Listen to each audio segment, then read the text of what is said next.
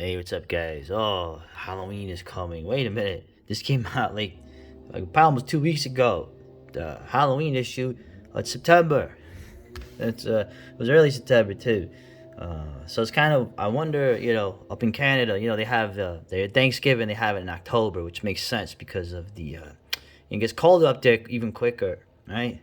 DFC songs, that's the old joke. So I guess they're just keeping in the Canadian tradition of having an early Halloween. I don't know. It's interesting. I keep saying to people outside of North America, if you look at the history of Halloween from the 19th century to now, it was Halloween was probably bigger in Canada than it was in America. It seems like everywhere in Canada, even with all the Presbyterians, you had a lot of this Halloween stuff going on. Of course, the Scots always celebrated Halloween. Okay, people in England, in northern England, celebrated Halloween too. Where people in the southern England like to say it's a American imperialist holiday, which and the French, of course, don't like it either. Even though they were doing real Halloween celebrations back during the Roman days, but regardless, the roots of folk horror. Okay, this folk horror thing. Uh, Straight up, the folk horror is not a thing. In terms of what I mean by that is it's a made up group of films, a genre of films that is brought up all the time. In it's kind of like when the people would make up music genres. The journalists would give the genre the name. Folk horror historically is based on three British films, Witchfinder General, right, with Vincent Price, which is it's really a western set during the English Civil War. Uh, Blood on Satan's Claw. This is such an awesome. Whoever did the art on this, I gotta look them up. This is a beautiful piece of art. Blood on Satan's Claw. I had recommended that film like 2 Halloweens ago. Just really has the atmosphere of the folk horror, probably the most. But it's essentially, it's also set during the English Civil War. And it's essentially um, Christian, let's say. But and of course, you have the Wicker Man. Okay, the Wicker Man, which is always interesting, even though it's a modern setting. Another pagan film. Now, I keep telling you, when you deal with folk horror, you have this genre that is made up by journalists who are nearly all. I mean, a liberal journalist would be to the right of most of these people at this point. The issue you have with folk horror is what do I keep saying horror is? Okay, horror, as it developed in the West, it's a pagan reflex against modernity. So you're getting to the crux of that with these films, at least according to the people talking about it.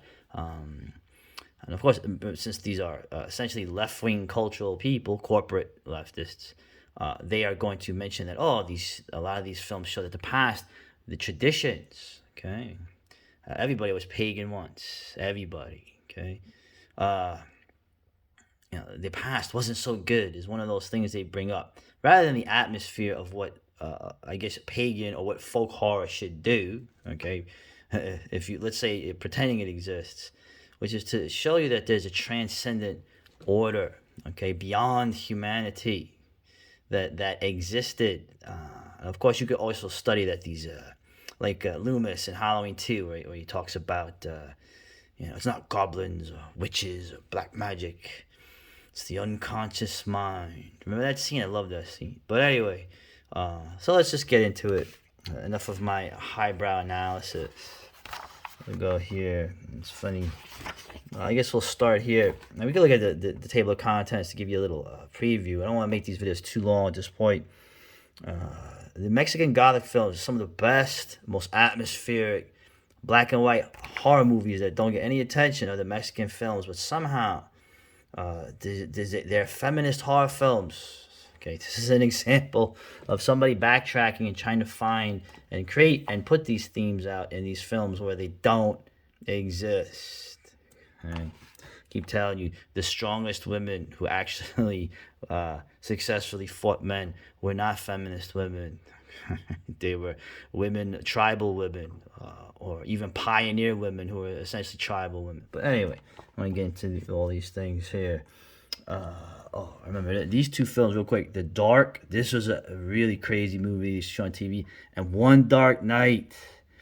Oh man, That is a really that's a good movie too. But anyway, go through. So we'll go to Andrea real quick. I don't want to take too long. I feel like I'm picking on her. I'm not harassing her. She would probably beat me up with her, the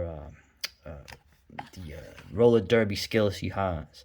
The fact that the annual fall issues. Okay, keep talking about the thing that can't be helped, right? Which is they're thoroughly ensconced in the narrative of today. Let's say I can't really say too much, can I? Because we have such freedom of speech. Okay? It was never about freedom of speech ever. So bringing that up is a useless reflex. Oh, Bath and Body Works. I can smell the pumpkin spice candles. Okay, darling. Remember what pumpkin spice means. Pumpkin spice is white. We go here. Let's see what's interesting here. She's talking about she's bringing up like Marx's concerns about alienation, right? The alienation of the worker from his labor, right? One of those Marxist concepts that's not really wrong. It's actually true, but other people were mentioning the same things. The alienation from modernity. Okay, we are all pagan people. We call here. He's talking about. I can't pronounce this. She calls him Jimbo. Right. I can't pronounce this dude. Another philosopher talking about the simulacra. Right. Matrix or Total Recall. All we have to identify reality is our sensory experience of it. How are we capable of discerning what is real? Okay. The Matrix or Total Recall. Hey, those films. Those are in our wheelhouse. Who are us? The evil ones.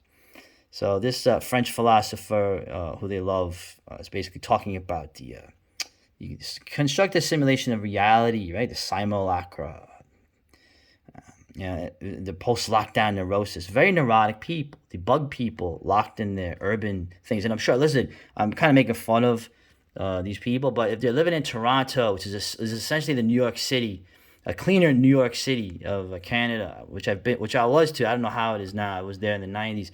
These people probably are locked in. I mean, my boy camping with Steve. I don't even think he could go in between the provinces, and he's out there in the more rural ones. So I'm not gonna try to acknowledge that the effect that's having on these people is probably real. Okay, which is which is the whole point of why they're doing this. So hyper reality, right? Not even mentioning the obvious that these people believe in reality that's set for them, and while saying that we're the ones that believe in nonsense and believe in what we're told by the orange man. So anyway, I don't want to jump on her too much. She likes Halloween, so look at me. I'm being nice. No, not really. So trying to be beyond good and evil, right? But you can't really do that. So I'll just finish with one letter here. I'm covering the guy's name, so I don't want to hear about threatened.